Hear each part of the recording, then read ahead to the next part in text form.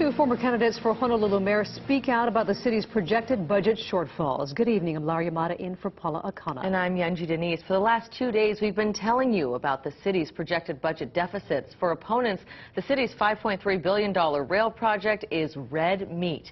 KITV4's Andrew Pereira spoke with Ben Cayetano and Peter Carlisle today for their take on what this means for the city. It didn't take long for rail opponents to connect the city's projected budget deficits to the controversial project.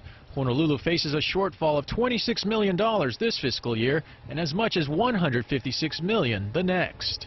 The one thing with rail, once it's in, it's over. Unlike buses where you can eliminate a route or take off the number of buses, you can't do that with rail.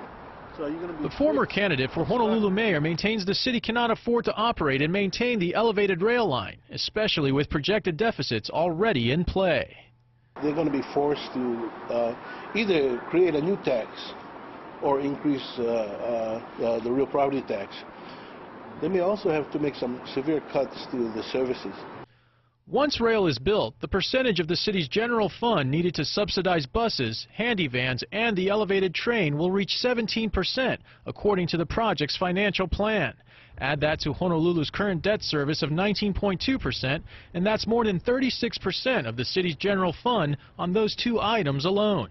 When you add other fixed costs like public worker wages and health and pension benefits, the city's wiggle room shrinks even more. I think there's unawareness.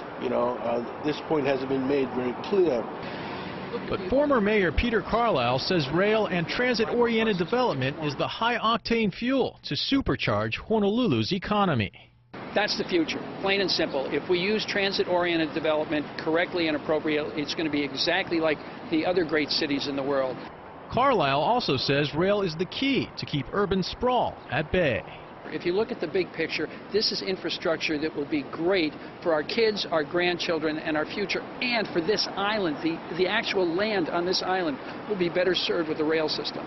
And I know Carlisle and Cayetano do agree on this. The city needs to reform the benefits package for city workers, or taxes will continue to climb.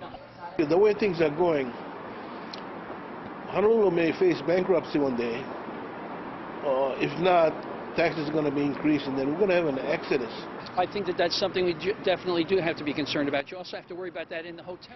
The city says next fiscal year's projected budget deficit of $156 million is a worst-case scenario. However, firefighters have yet to receive their arbitration award, which will likely feature wage increases. We'll send it back to you.